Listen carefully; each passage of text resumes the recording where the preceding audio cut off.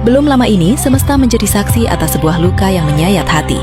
Seorang ibu, dengan raga yang gemetar menahan kontraksi hebat, harus menghadapi kenyataan yang teramat pahit. Mobil yang membawanya terhenti, kalah oleh medan lumpur yang tak berbelas kasih. Tidak ada ruang sterilisasi, tidak ada kasur rumah sakit yang nyaman. Hanya ada hutan, bebatuan, dan keputusasaan. Di tengah rimba sunyi, di bawah tatapan cemas warga yang hanya bisa mengandalkan doa, seorang wanita dipaksa bertaruh nyawa di tempat yang sama sekali tak layak untuk melahirkan kehidupan. Beralaskan kain seadanya di atas tanah yang kotor dan keras, sang ibu akhirnya bersalin. Disinilah kemanusiaan kita diuji hingga titik nadir. Warga sekitar, dengan tangan yang berlumur debu jalanan, bersatu menjaga sisa-sisa martabat sang ibu.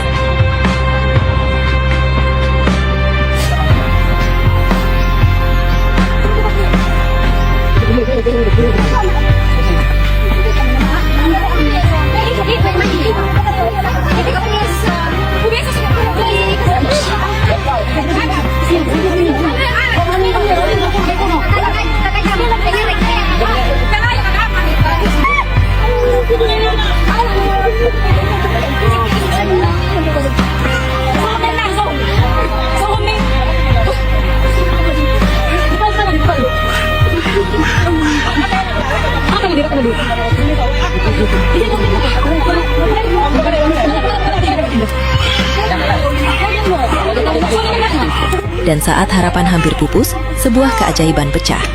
Suara tangis bayi membubung tinggi, membelah keheningan hutan yang mencekam. Sebuah kehidupan baru lahir dari rahim ketabahan di atas jalan hancur yang merupakan bukti nyata pengabaian panjang terhadap hak-hak dasar manusia. Tragedi kemanusiaan di Kopeang ini adalah cermin retak pembangunan di Sulawesi Barat. Publik kini bertanya dengan nada yang teramat serius kepada pemerintah Kabupaten Mamuju dan pemerintah Provinsi Sulawesi Barat. Di manakah kehadiran negara saat rakyatnya harus bersabung nyawa di jalanan? Bagaimana rencana strategis pembangunan bisa disebut berhasil jika akses kesehatan dasar saja masih terputus oleh lumpur? Kita menagih transparansi dan prioritas anggaran. Jangan biarkan nyawa warga di pelosok dianggap lebih murah daripada pembangunan fisik di pusat kota yang penuh dengan seremonial. Kejadian di Kopeang adalah peringatan keras bahwa jabatan adalah amanah, bukan sekedar akses kekuasaan. Rakyat tidak meminta kemewahan, mereka hanya memohon jalan yang layak agar bisa menyambung napas. Semoga tangis bayi di jalan berbatu itu terus menggema di telinga para pemangku kebijakan, menjadi lonceng pengingat agar Pemkab Mamuju dan Pemprov Sulbar segera terbangun dari tidur panjangnya. Karena sejatinya, setiap nyawa warga negara adalah titipan suci yang tak boleh dikhianati oleh kebijakan yang abai.